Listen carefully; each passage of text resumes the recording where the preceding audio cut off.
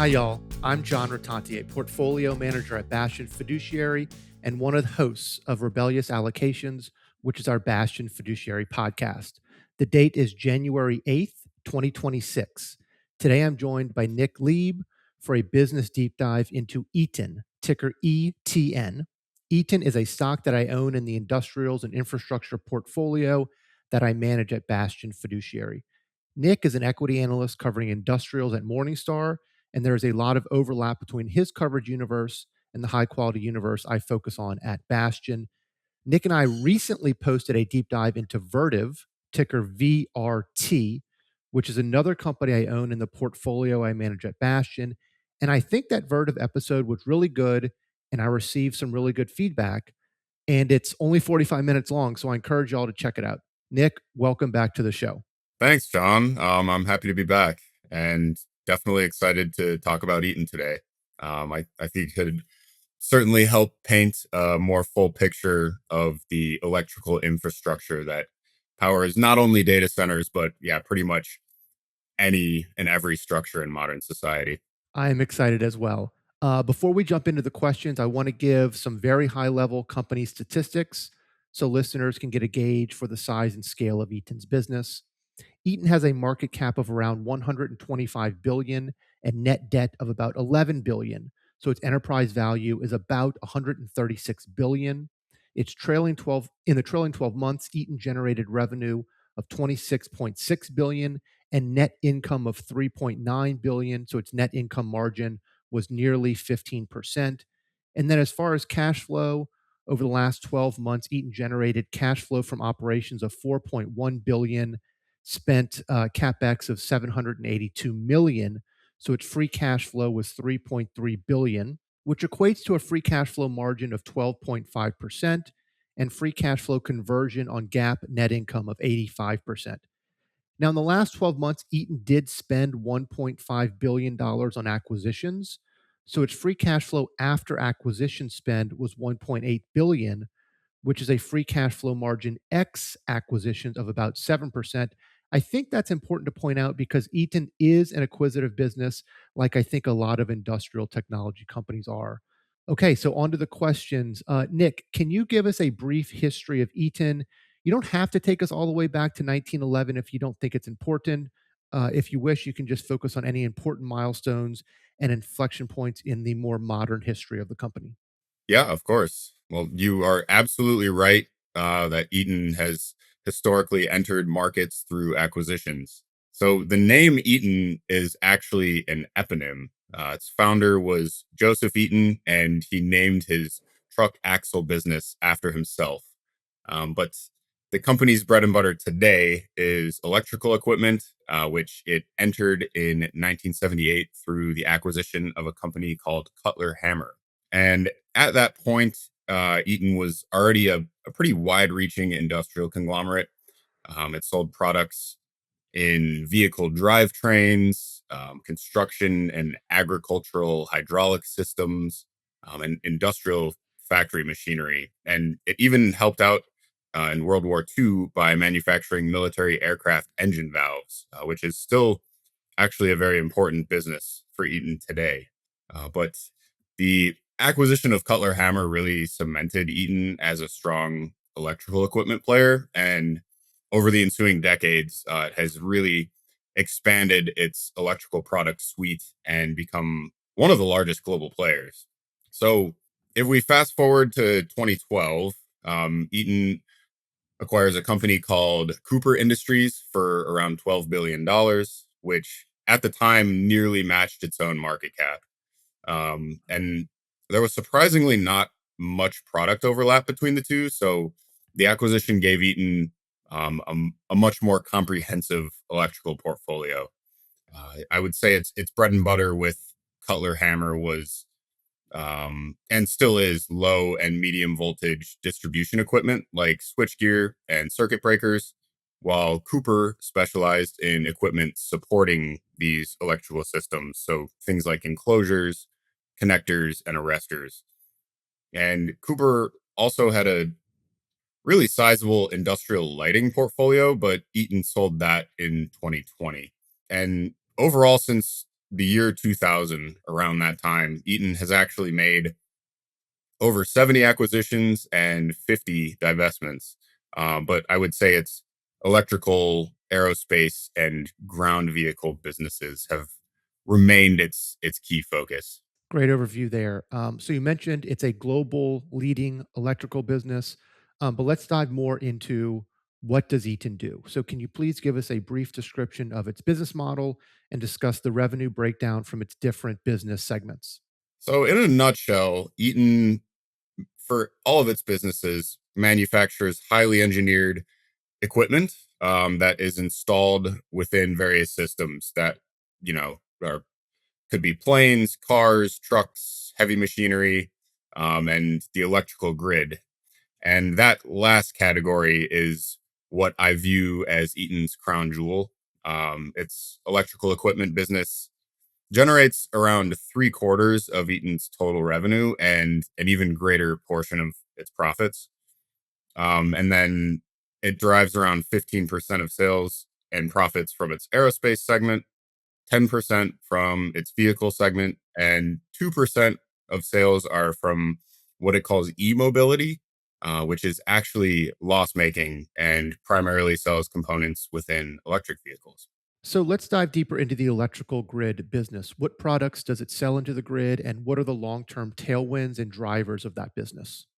I think it would be helpful to explain the simplified anatomy of an electrical grid to really see where Eaton competes. So, starting at the most upstream part of the grid, electricity is generated obviously at a power plant. So, think systems like nuclear reactors or steam turbines. And that electricity is taken to a nearby substation where it's converted to an extremely high voltage via what is known as a transformer. And Eaton does sell transformers, but it doesn't have much of a presence at power plants or high voltage substations. So, next to that, high voltage electricity is transmitted via massive 100+ mile overhead power lines to local substations where it's converted to a medium voltage. And from that more local substation, there's smaller overhead lines or sometimes underground cables that distribute power to transformers at individual buildings that then step the electricity down to a low voltage that is more usable for the end customers. And Eaton has a really strong presence in both medium and low voltage electrical equipment. And so finally, after electricity stepped down for the building, it passes through a meter for the power company to read how much electricity a building and all of its tenants draw. And then it goes to a switchgear, which are those cabinets that you may have seen. They usually are sitting pretty flush on the back of a building. And that switchgear then distributes electricity to each individual tenant space to power things within a building, HVAC systems, lighting, industrial machinery, elevators, you name it, anything that requires electricity.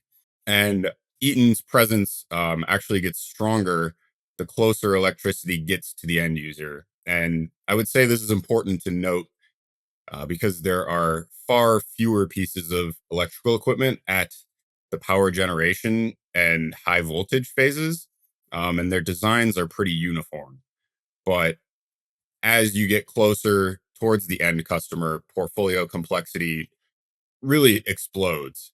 Every electrical system at medium and low voltage sections is going to have different load types, redundancy schemes, and local codes that can really necessitate thousands of different devices. So, Eaton has one of the world's largest electrical equipment categories, and I could really spend hours going through each category, but generally speaking, it sells the equipment that controls and distributes electricity safely and reliably. So things, like I mentioned, transformers, and then switchgear, sells circuit breakers, panel boards, and busways. And I think it would be useful to note that In Eaton's electrical business, over three-quarters of its sales are from industrial and commercial customers, with the remainder coming from residential and utility customers.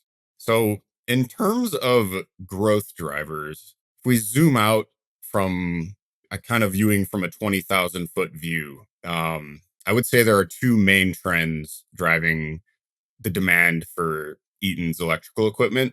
And I would categorize them as electrification and industrialization. But, these are very broad terms.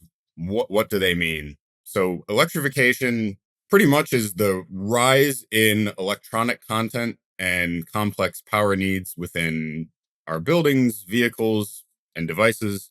And at the same time, the diversification of our energy generation to power these systems. So, think about how much more electronic content products have had over time. Our buildings have electronic locks, automated HVAC systems. Our cars have push to start, hundreds of sensors. And really, the proliferation of these systems has raised the complexity of our electrical infrastructure over time. And interestingly, actually, up until around the mid 2000s, the conversion of, I guess, mechanical or manual processes to electrical or automated ones really helped drive electricity consumption up at a pretty steady rate.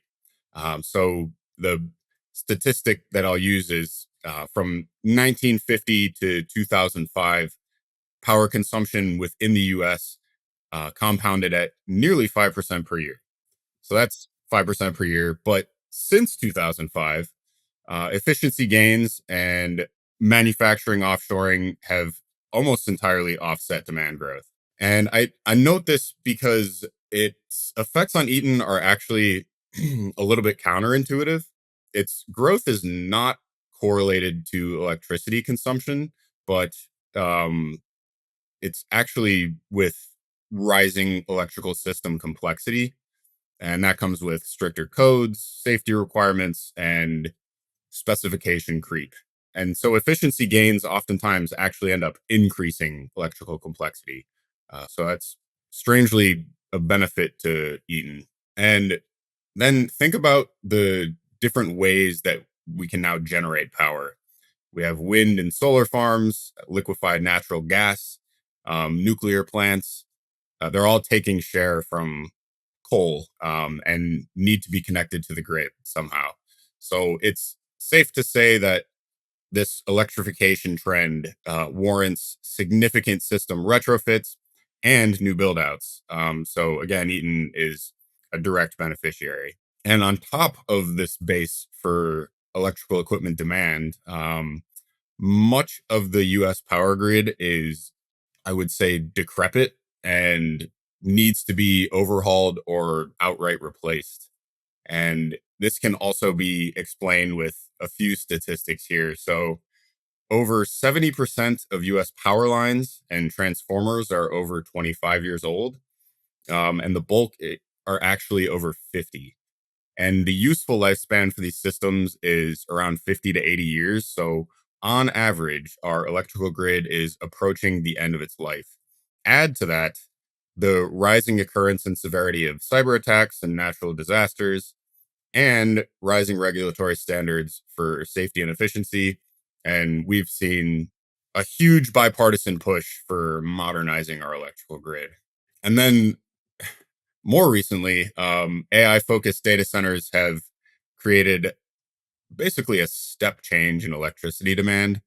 A singular cloud focused data center can draw the equivalent power of a 10,000 home city, and an AI focused data center can draw the equivalent of well over 100,000 homes. And so our existing grid needs to be upgraded big time to support these structures, and more power generation plants need to be hooked up. Wow, Nick, that was an excellent description of how power is generated and then how electricity moves across the grid to the end user, including how that voltage is stepped down using a series of transformers, and also a great description of the drivers of electrification, the aging of the electrical grid, and the reasons why electricity demand or load growth was stable going back to 2005 and why load growth is now expected to start growing again. So really a masterclass right there. Thank you for that. Moving on, Eaton is tracking $2.6 trillion in announced mega projects in the US. Is Eaton well positioned to benefit from the One Big Beautiful Bill and the broader reindustrialization of the US? Absolutely. It sure is. And this is what I meant by that second term industrialization that I used earlier. So Eaton claims that it wins 40% of the projects that it bids on, and the vast majority of announced mega projects. So we're talking over 80% have not actually commenced construction. And these are large scale projects. They can take years to organize and to start. And Eaton doesn't actually get paid until they do. So it definitely bodes well for Eaton's future revenue growth. And at the same time, yeah, there's a reshoring trend that has emerged over the last few years. So US companies are building out their supply chains on home soil. So we've seen all sorts of industries ramp up construction. I would say specifically in the semiconductor space, life sciences, and then the heavy and light industrial markets is where I've seen the strongest activity. And electrical equipment is necessary for pretty much every single project. So yeah, Eaton benefits from this trend as well. Yeah, and like you said, it's a long duration trend because it takes a while to even get these projects started. Um, let's move on to aerospace. What products does it sell into the aerospace and defense markets? So its aerospace segment, I would say broadly, sells fuel, hydraulic, and pneumatic systems for commercial and military aircraft. And these are highly engineered components, and they have quite the high cost of failure. And so naturally, they're very strictly regulated. And what are the long-term drivers of growth in the aerospace industry, and why is aerospace such an attractive end market? So I would say that this industry also benefits from industrialization, but more so in the less developed parts of the world. So the middle class in emerging markets, it's growing rapidly as people are lifted out of poverty. And so what this means is that every single day, hundreds of thousands of people in countries like China and India obtain the disposable income required to afford basic air travel. And at the same time, air travel itself has become more and more affordable, driven by improvements in aircraft efficiency and really intense competition among airlines that has limited their pricing power over time. And so, as a result, global air traffic has very steadily grown over time, which has raised the demand for Eaton's commercial plane parts. And the aerospace industry as a whole has a lot of really attractive characteristics that have produced some extremely high quality, wide moat companies. And I'll get into the competitive dynamics in a bit, but what I'll say is that aircraft components tend to be specified in the model of an aircraft, and those can be produced for decades. And then the planes themselves are in operation for decades. So we're talking a very long runway of being specified into a plane. And on top of that, Eaton's components within aircraft tend to experience heavy wear and tear, which gives rise to a really long tail of high margin, predictable sales. And so, in general, the Federal Aviation Administration, or FAA, mandates the servicing or replacement of a lot of Eaton's parts after a set number of hours that a plane is in the air. So, um, it all equates to aftermarket sales, making up around 40% of Eaton's aerospace business. And that actually brings up another growth driver. So there's an aircraft shortage that started pretty much from the outset of the COVID-19 pandemic. There were a ton of supply chain kinks and issues, huge shortage in a lot of different components within planes. And so I guess a statistic or kind of example I would use is that the most popular type of commercial aircraft, far and away, is the narrow body plane. They make up something like 3 out of every 4 planes. And so, ordered today, the earliest delivery date is now in the mid 2030s. Wow. And this is actually the case for most plane models, even outside narrow bodies. And so, this shortage basically means that existing planes have had to work a lot deeper into their useful lives, which has been a huge boon for Eaton's aftermarket business. Wow. 10 years of backlog right there. Nick, real quick, what percentage of Eaton's revenue is generated in the US versus outside the US? So, on a consolidated basis, roughly 60% of Eaton's sales are from the US, 20% from the EU, and 10% each from the Asia Pacific region and the rest of the Americas. And Eaton's electrical segment has around two-thirds US revenue, while its other segments skew more internationally. Interesting. So you rate Eaton as having a wide moat. What are the sources of its moat? So I would say that Eaton's economic moat follows a pretty classic formula that is shared by a lot of other strong industrial equipment manufacturers.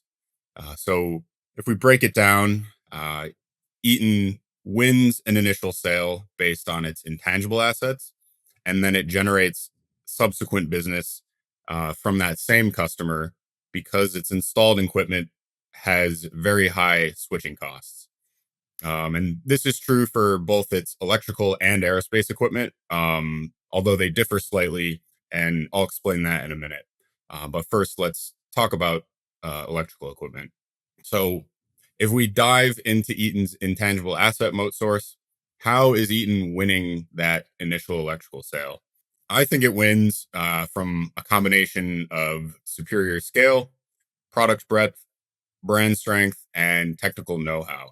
And now, on an individual electrical product level, performance specs do matter, but design freedom and therefore differentiation are limited by tight electrical standards and codes. So instead, Eaton differentiates itself on a system level, meaning it can be a one-stop shop for an entire electrical architecture, from medium to low voltage systems all the way to monitoring and control software. And it is highly advantageous for customers to use fewer suppliers in an electrical system for a few reasons. First, these systems are very tightly interconnected. A fault upstream can absolutely shut down the rest of the system and cause cascading malfunctions. And so fewer suppliers, translates to fewer points of collaboration that can be mishandled. And then if a malfunction does happen, catching it and troubleshooting it is a lot easier with one monitoring platform. And like I mentioned, medium and low voltage systems can contain thousands of individual pieces of equipment, especially for larger structures like a data center or a hospital. So Eaton is able to go in and, before the system is designed built, they can help with the design of the entire system. They can then supply it with an extensive product breadth, and then monitor and service the whole system with its software and global physical presence. And really, there's just immense customer value in reducing the number of critical suppliers. We're talking potentially thousands of suppliers. So if you can reduce that into the hundreds, even, complexity and coordination costs go down. And at the same time, technical performance and negotiating leverage for the customer are preserved, if not improved. And then there's brand strength. So this is also phenomenally important because the electrical industry is super risk averse. So some of Eaton's premier brands, like I mentioned, Cutler Hammer and Cooper, and then there's Bussmann and Triplite. So all four of these have been around for over a century. Wow. So super old, and they have huge installed bases with time tested proof that their equipment will perform without hiccups. And they're really, I haven't been able to find a major high profile catastrophic failure traceable to Eaton's current portfolio of electrical brands. And that is extremely valuable. So if you think of it this way, if you're building a data center that you know will be in operation for over 30 years, would you rather buy equipment from 100-plus-year-old brands with millions of real life, long standing installations, or from a new small brand that might offer lower prices or slightly better specs? Well, I'll tell you, the average customer is buying the brand that minimizes the risk of catastrophe. And you can't just replicate 100 years of real life safety data and iterative improvements. And similar to the plumbing industry and other trades, the person choosing Eaton is not usually the person paying for it. So, electrical engineers design an electrical system and they tend to include a list of acceptable manufacturers, or they outright spec a brand into the blueprint. They really like reusing drawings if at all possible. So they tend to go with widely available, trusted manufacturers whose products are highly interoperable. And so then electricians actually go in and build the system. So they're the ones sourcing the actual equipment. And they usually have to go through distributors who are also incentivized to carry the premier brands. And if the brand wasn't already spec'd in during the design phase, electricians tend to reach for familiar brands that they know will not get them fired.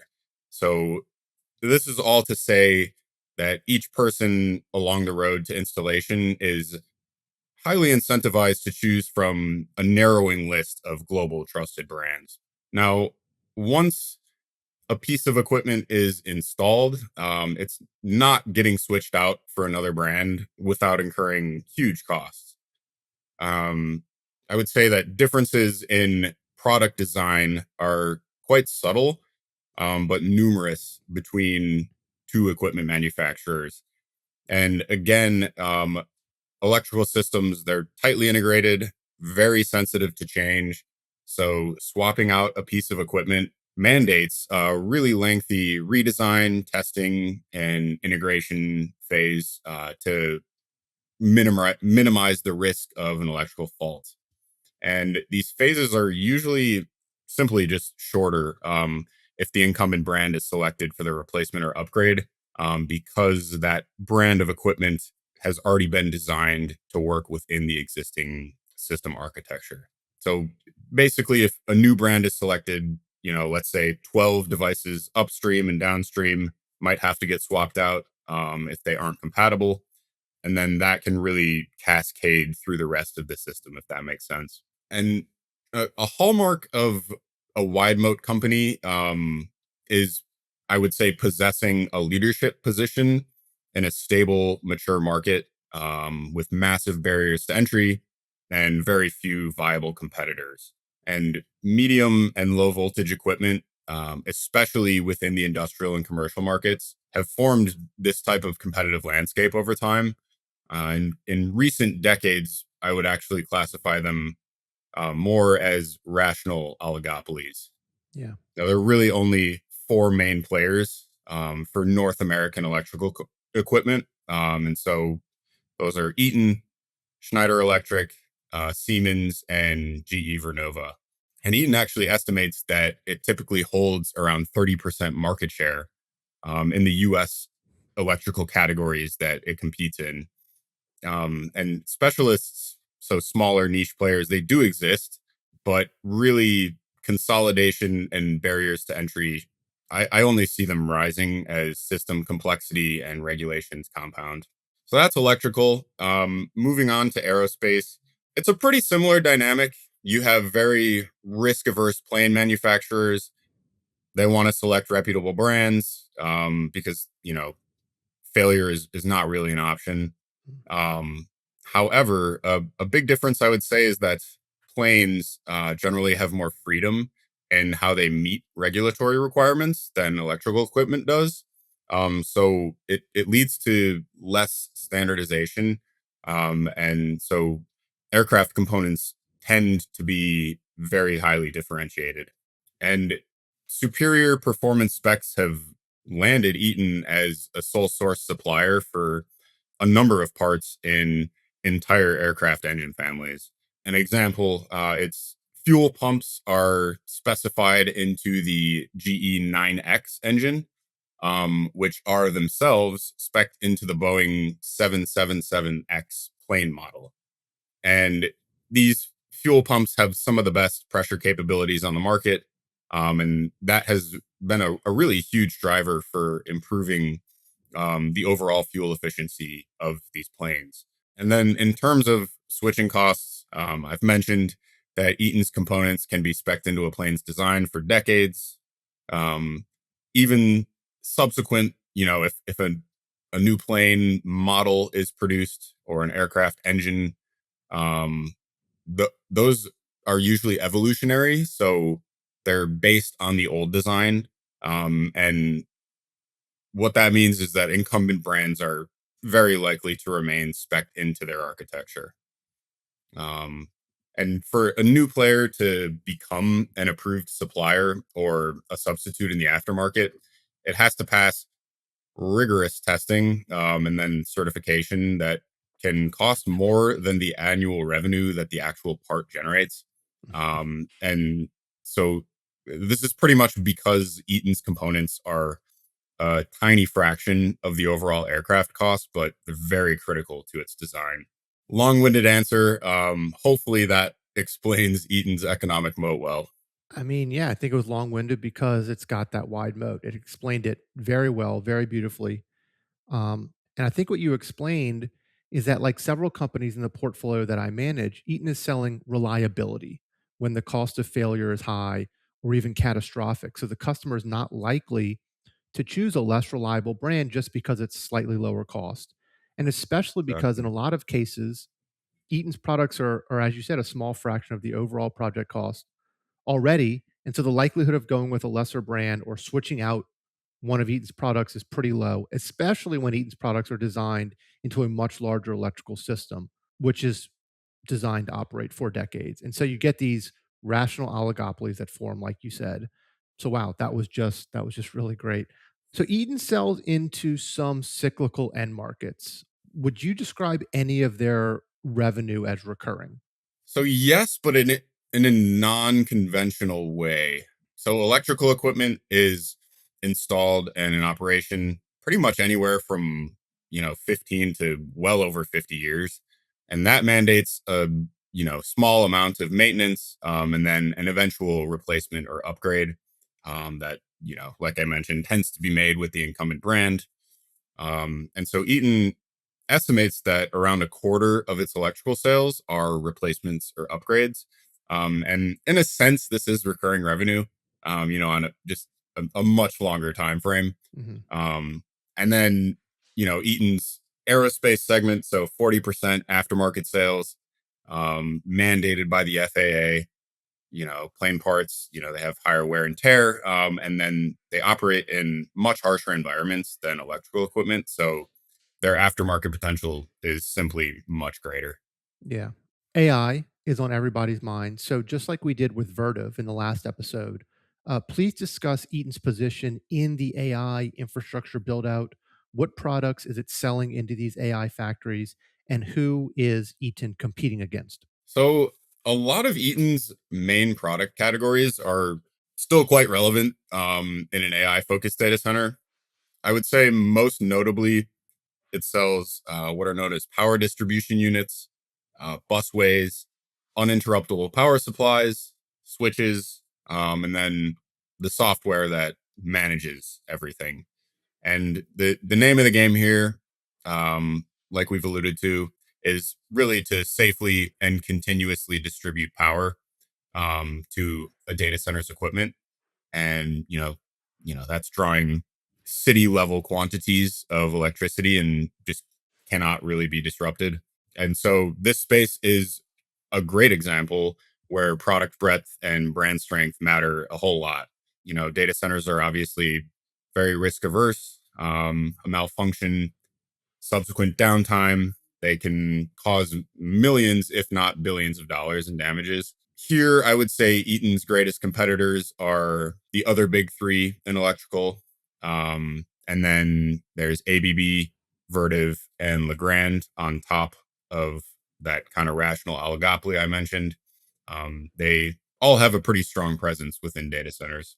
And Eaton has also done a good job at growing its thermal management portfolio, which I would say is becoming more of a requirement to compete in the data center electrical space. Um, there's so much energy consumed by thermal and power management equipment. And so the two systems, they interact super tightly, and having them designed around one another can really just reduce energy costs. Bottom Yeah, line. I think we talked about the same thing with Vertiv during the Vertiv Totally. episode. Yeah. Eaton is a named partner of NVIDIA, and this means it has a seat at the design table, and that some of its products are designed into these AI data center solutions, and that it has visibility. Eaton says 2 or 3 generations into the future for this AI data center technology. So, how important do you think this is to the investing thesis? The more bespoke, the better in most cases. Partnerships with leading suppliers like NVIDIA, where Eaton can basically enmesh its own products with another company's, can greatly strengthen its mode sources, its intangible assets and switching costs.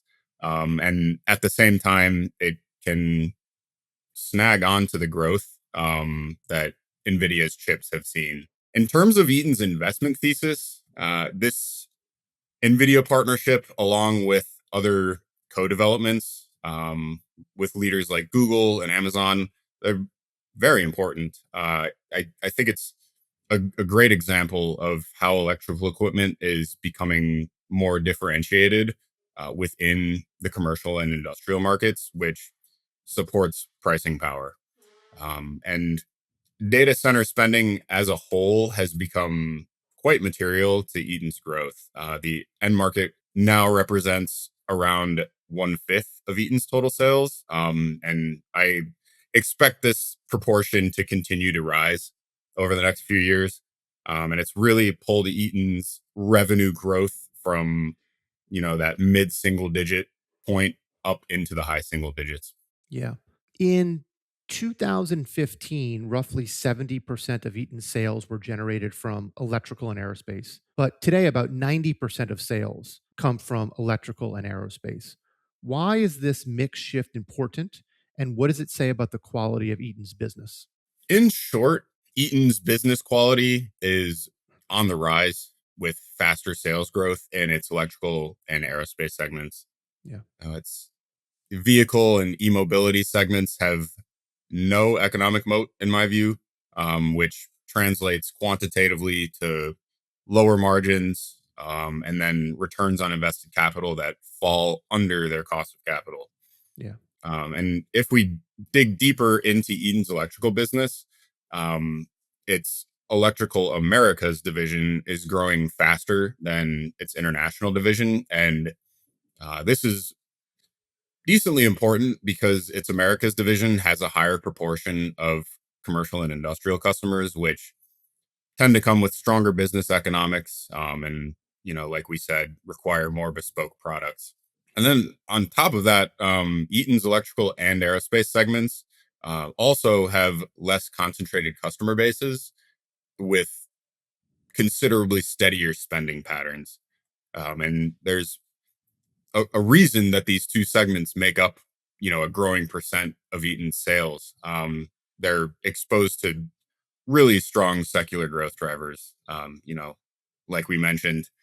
And another interesting dynamic that I think has really pushed Eaton's electrical business away from commodification over time is the development of proprietary software. It has a flagship software product called BrightLayer, which is used to control, monitor, and troubleshoot all of its equipment. And really overlaying software onto hardware just makes it more likely that Eaton will win the service contract over a third party. And it can also raise the likelihood that Eaton wins adjacent equipment sales to build sort of a, software enabled ecosystem. And again, this really adds to Eaton selling an entire power architecture, not just, single siloed products like it used to. Absolutely. And those service contracts can sometimes be higher margin and a really long-term annuity stream for some companies. Nick, I have a harder one for you here, I think. So Eaton has improved the quality of its business by divesting some businesses in the past. Like we just said, today it generates 90% of sales from its electrical and aerospace segments, which are higher quality, competitively advantaged businesses. Do you think its current portfolio of businesses and the diversity and balance it provides, do you like that? Or do you think there are any other underperforming or slower growing and lower margin businesses that it should consider divesting in the future? Yeah. Owning businesses in completely different industries can absolutely smooth cash flows. But it also comes at the cost of what I would call business dilution. I'm personally a very big proponent of simplification. If there's no material overlap between, two business segments, products or suppliers, customers, geographies, or manufacturing equipment, they may be better off as independent businesses with their own boards, capital allocation plans and R&D budgets. Yep. And that's even before considering differences in business quality. So if we look at Eaton, its vehicle and e-mobility segments don't really have a clear path to earning their cost of capital. They're growing slower currently than Eaton's electrical and aerospace businesses, and they really have nothing to do with Eaton's core electrical business. So, in my view, they really should just be sold. And there also isn't much overlap between electrical and aerospace, but aerospace does have some really strong counter-cyclical characteristics that help balance electrical's construction-centric sales. So I think it's fine for them to stay together. But the bottom line is that I think Eaton's electrical business is sufficiently internally diversified so that it could stand on its own. It has a very wide base of customers in different end markets, products at various points along the electrical grid, and global operations. I agree with you for what it's worth. I'm a fan of simplification, focus, and I'm always worried about diversification. Yeah. Um, I think its vehicle and e-mobility businesses are, like you said, no moat, more cyclical, and are weighing down the company level margins, company level returns on invested capital, and company level growth. So, just my opinion as well. Nick, does Eaton have pricing power? So I think it's aerospace and non-residential electrical products do. And I can give you a few qualitative reasons why, and then some numbers that can help back that up. So first on commercial and industrial electrical equipment, the electrical infrastructure is a relatively small part of the average customer's capital budget, but it's absolutely mission critical. Yeah. I estimate that on average, electrical equipment makes up a low teens percentage of the total cost to build a commercial or industrial building. And we're talking about, customer bases like hospitals, data centers, and public transportation systems where electrical faults or malfunctions can be catastrophic and, in some cases lead to human death. And at the same time, this electrical equipment is installed and in operation for decades. So, I've mentioned that customers are therefore very likely to reach for the trustworthy brands with a long history of success. And on top of that, electrical equipment consumes electricity the whole time that it's in operation, and it requires monitoring and maintenance. So, energy and maintenance expenses can account for over three-quarters of the lifetime cost of a piece of Eaton's equipment. Wow. So, efficiency and durability improvements can actually end up saving more money than the sticker price of the equipment itself. And this is all to say that price is pushed down on the list of factors that customers weigh when they're shopping. Instead, they're primarily looking at things like, reliability, um, footprint, on top of the other intangible assets Eaton has, like its global scale that comes with product breadth and highly technical customer support. And Eaton has done a good job showing that it can improve upon each of these to raise its value proposition and further differentiate itself. And in theory, this gives Eaton the ability to raise prices above inflation over time. That being said, Eaton doesn't explicitly disclose price versus volume, but if you strip out its other businesses, Eaton's electrical segment has high and quite durable gross margins that rival those of its oligopolistic peers. And additionally, Eaton's gross margin has expanded nearly 800 basis points over the last 5 years. So very significant. And if we break that down, there are a few factors driving it. So industry-wide supply chain problems, outside of aerospace, even within electrical, created an electrical equipment shortage during the pandemic. And all the while, the step up in data center and other types of commercial and industrial construction supercharged demand for electrical equipment. And as a result, there are still multi year waiting periods for pieces of equipment like transformers. And so Eaton's pricing power has almost certainly strengthened in this environment.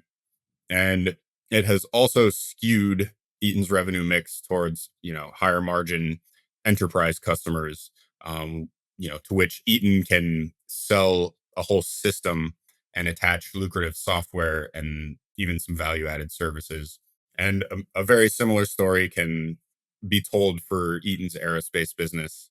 Small components, deeply spec'd into aircraft, with very few substitutes and a high cost of failure and room for improvements. They all likely equate to very strong pricing power. And then, that decade plus long backlog for airplanes has really caused demand for new and aftermarket plane parts to go haywire. So I suspect that Eaton is easily able to raise its prices. Awesome. In your opinion, what are the primary drivers of Eaton's growth and margins going forward? Really, every trend we've mentioned adds up to very strong revenue growth going forward. We have a base of electrification, supply chain reshoring, infrastructure bills. They've all caused an inflection in new and refurbishment construction within the US. And then the advent of AI data centers, it's mandating even more electrical equipment on top of that. And in terms of margin expansion, Eaton has four very realistic levers to pull. So I've mentioned it has an improving product mix, its ability to price over cost inflation, and in addition to these, Eaton has a high fixed cost structure that gives it some pretty strong operating leverage, and a lot of areas where it can then identify and realize efficiencies. So Eaton's management team continually cites uh, product optimization and footprint rationalization, which translate to pretty much eliminating low margin, low volume products and allocating manufacturing capacity more efficiently. Yeah, I think they talk about going from like good to great in manufacturing efficiency or something like that. So, yeah, they're really focused on that. Um, so, Eaton had an analyst day earlier this year, and they set 5 year financial targets, calling for organic revenue to grow at a CAGR of 6% to 9%, and also to expand operating margins by 350 to 450 basis points, and to generate free cash flow conversion of 95% to 100%, and then finally to grow earnings per share at a 5-year CAGR of at least 12%. What do you think about this long-term guidance, and what levels of revenue growth, margin expansion, and earnings per share growth are you modeling in your base case over the next 5 years or so? I think these targets are achievable. Eaton's electrical segment has been growing around 10% per year over the last six. And I don't see why this would slow down anytime soon. And its aerospace segment is in a similar spot with really strong demand drivers backing low double digit growth. So even with its vehicle and e-mobility segments potentially dragging down results, Eaton's top line can still very reasonably grow in the high single digits. And I also think a few hundred basis points of operating margin expansion over 5 or so years is quite achievable. With all the levers that we just talked about. Earnings obviously grow faster than sales with margin expansion. So I model EPS compounding in the mid teens, which also incorporates some opportunistic share buybacks. Roughly speaking, what level of return on invested capital do you think Eaton can generate over the next 5 years? I think that return on total invested capital can rise into the 20s within the next 5 years. Nice. And this is really because, you know, I expect margins and sales volumes in Eaton's electrical and aerospace segments to continue to rise. Yeah, so that mix shift continues at the business. The quality continues to improve. Um, Nick, a wide moat business with the potential for high single digit sales growth, rising returns on invested capital, getting to that 20% range, and mid teens EPS growth is sort of music to my ears. But let's talk about management. So you rate Eaton's management team as standard. Why do you give them a standard rating? There's a lot of factors that contribute to managerial quality, um, like the robustness of a company's internal promotion system and corporate culture, or how well incentives align with shareholders. All of these can influence capital allocation decisions, which are arguably upper management's most important job. And so, capital allocation, what does that mean? Essentially, how I view it, what is management spending cash on, and where are they getting that cash from? And really, there are four main areas that a company can spend its cash, which are internal projects to grow organically, acquisitions to grow inorganically, share buybacks, and then dividends. And each of these can be broken down much more granularly, like looking at the purchase price of acquisitions or the price at which shares are repurchased. And to fund any of these, the company can use internally generated cash, it can take out debt, or it can tap the equity market and issue shares. So it's really important to look at the anatomy of the company's balance sheet, and its funding sources to see if management is being logical and responsible. And for Eaton, its management team has made some very good decisions, and some not so good ones. Yeah, I think that's fair to say. I would agree. Sort of a mixed track record on capital allocation going back years. Um, let's dive into capital allocation more at the investor day. Once again, I said earlier this year, it was in 2025. We're in 2026 now. So the investor day was in 2025, y'all. Eaton said that over the next 5 years, it will generate 21 billion of excess cash flow that it can allocate to acquisitions and/or share repurchases, which the company says can create optionality upside. So, can you please discuss Eaton's capital allocation? Broken down between acquisitions, buybacks, and dividends. What stands out to you, and what types of companies has it been acquiring lately? Yeah. So first, I would just want to touch on internal reinvestment. Before I get into those. So management has done a great job expanding Eaton's manufacturing capacity and new product initiatives over the last few years. demand for electrical and aerospace products has pretty much just inflected upward. And Eaton has been investing its free cash to, adequately meet that.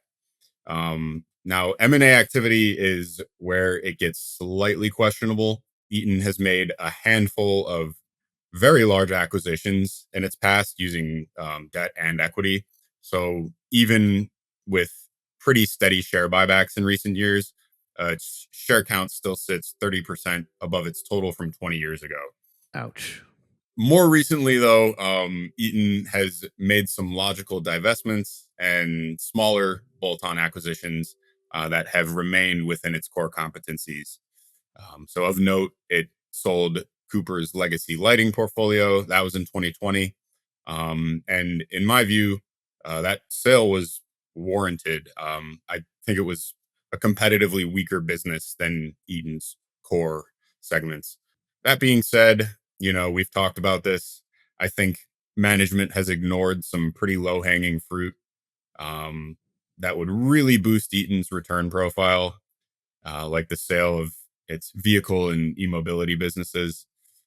Yeah, Eaton spends a lot of time talking about these, Mhm. and it actually expects e-mobility to grow very quickly.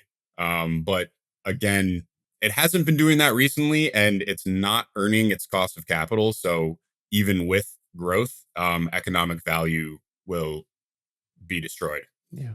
And then in terms of share repurchases, Eaton has really ramped up buybacks over the last decade. And they can actually be a great use of cash if their return profile is more attractive than other investments, which has been the case for Eaton. Its earnings growth and stock performance have been really stellar over the last few years. And then lastly, its dividend. So Eaton pays over a 1% dividend yield, which equates to around 40% of earnings. And I think this payout ratio is appropriate. Eaton operates in some relatively mature markets. I would say somewhat limited growth runways. However, Eaton is dead set on maintaining its dividend. So its payout ratio balloons during downturns. And this has meant that most of Eaton's free cash goes towards the dividend when its earnings decline, which has very likely meant that Eaton has foregone some attractive counter cyclical investment opportunities. Yeah. Yeah. Those businesses that can still generate a lot of earnings and free cash flow at a downturn are best set up to take advantage of that downturn Yep. by investing aggressively when assets go on sale. So yeah, I agree with you Right. there. Um, how would you rate Eaton's balance sheet? I would say it has been satisfactory over the last decade. Eaton's leverage also historically balloons during economic downturns as its earnings fall. So it has to be careful with its debt load. And for reference, its net debt to EBITDA ratio has recently hovered around 2 times, and its interest coverage ratio is over 20 times, both of which I would say give it some decent wiggle room. But if we look at history, when a prolonged downturn happens, cyclical industrials are generally in the danger zone above 3 times EBITDA, net Mhm. debt to EBITDA, that is. And Eaton did actually lever up to over 4 times for the purchase of Cooper. But that was very short lived. And at this point, well over a decade ago. And in terms of the anatomy of Eaton's current debt load, it has a very diverse array of loans, quite well dispersed through time, and the vast majority of its loans are fixed rate, which makes its interest payments a lot more predictable. Yeah. Eaton has a new CEO, Paulo Ruiz. Do you have any thoughts from your early read on him? Yeah, so he joined Eaton in 2019, and that was after having spent 18 years at Siemens, where he became CEO of its Dresser Rand subsidiary. That business definitely has product overlap with Eaton, so I suspect he has some deep expertise in this industry. And from an early read, he seems to have a good pulse on Eaton's growth opportunities and also on the operational side to make Eaton more efficient. He's mentioned wanting Eaton to focus on developing products with the customer and not just for them. And that is usually a great recipe for strong customer retention and widening the economic moat. And in terms of capital allocation, Eaton has already acquired a number of high quality companies since Paulo took the reins. He mentions keeping acquisitions focused on the electrical and aerospace markets. And that is exactly Eaton's actions lately. They've been focused there. And I, I think that makes a lot of sense, with what we've talked about.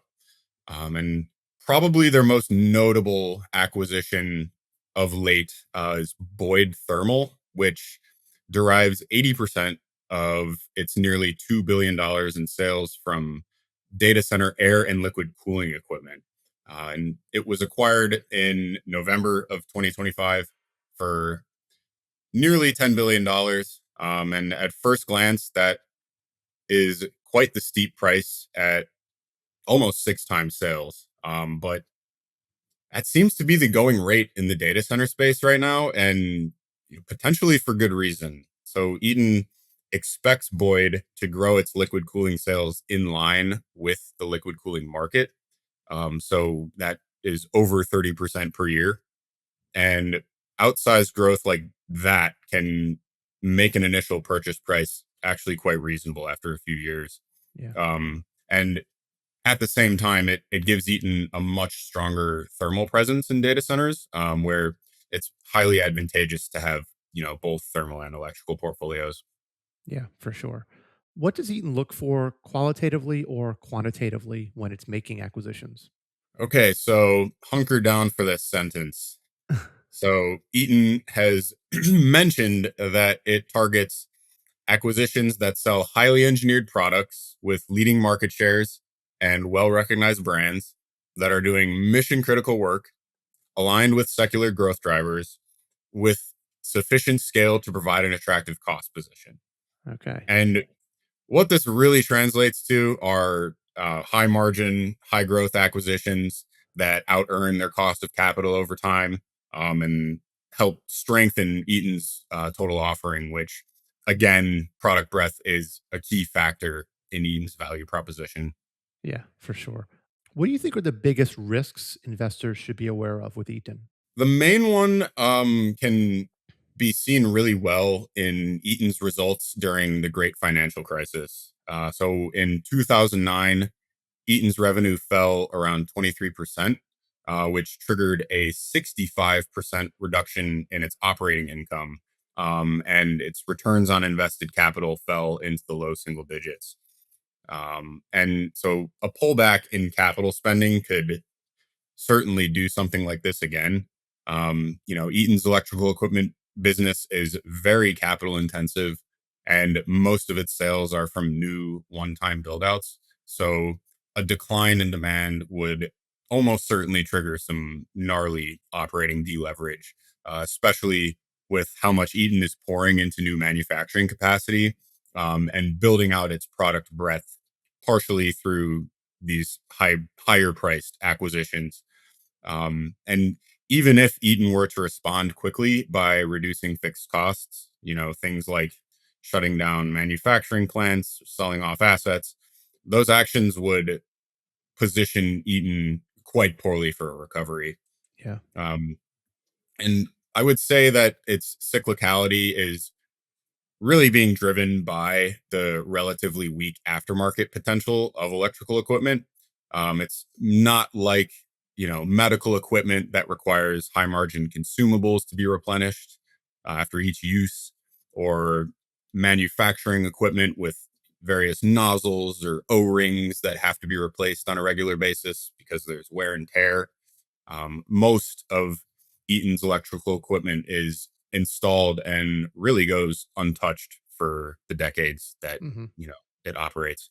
The counter argument is that the ramp up in new and refurbishment spending is more of a structural change with the advent of AI and continued electrification. But the jury is really still out. I would just say that huge capex booms like this do tend to have subsequent digestion periods. Yeah, And then I think another less obvious risk is Eaton's exposure to government spending. Even though infrastructure bills and public mega projects are a huge source of demand, governments in general tend to focus more on price than the private sector, and funding for large scale projects can get delayed for quite unpredictable reasons. for sure. Is there anything we missed? Anything you'd like to add to this deep dive into Eaton? There is one thing that I'll add. So I'll put it this way. So Eaton's short and long term incentive plans both used to be based on two metrics, which were earnings per share and cash flow returns on gross capital. So basically, like some form of ROIC metric. Mhm. So a nice balance between growth and spending discipline with the two metrics. But in 2016, the board changed Eaton's long term plan to pay out solely based on relative total shareholder returns. And then in 2021, they replaced that ROIC metric in the short term plan with adjusted operating cash flow.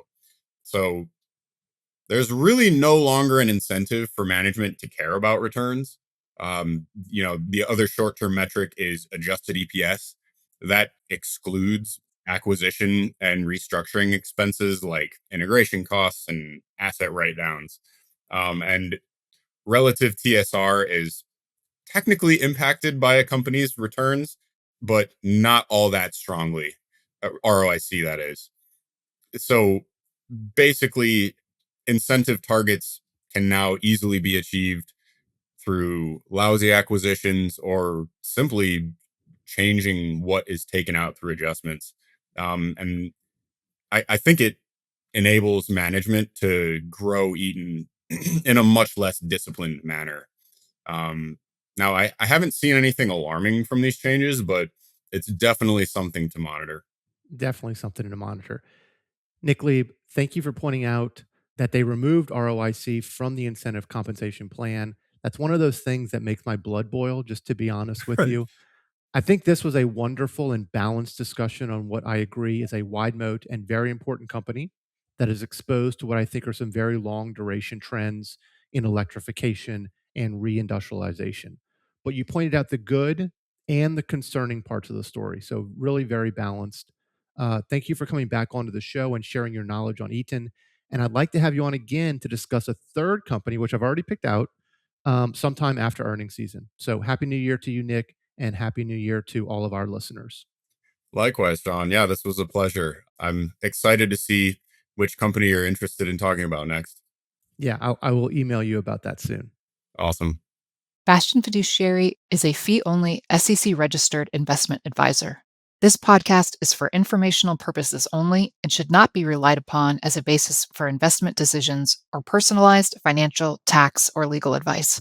It does not constitute either explicitly or implicitly any provision of services or products by Bastion. All statements made regarding companies or securities are strictly beliefs and points of view held by Bastion or podcast guests and are not endorsements or recommendations by Bastion to buy, sell, or hold any securities. Clients of Bastion or the host or guests of the podcast may maintain positions in the securities discussed in this podcast.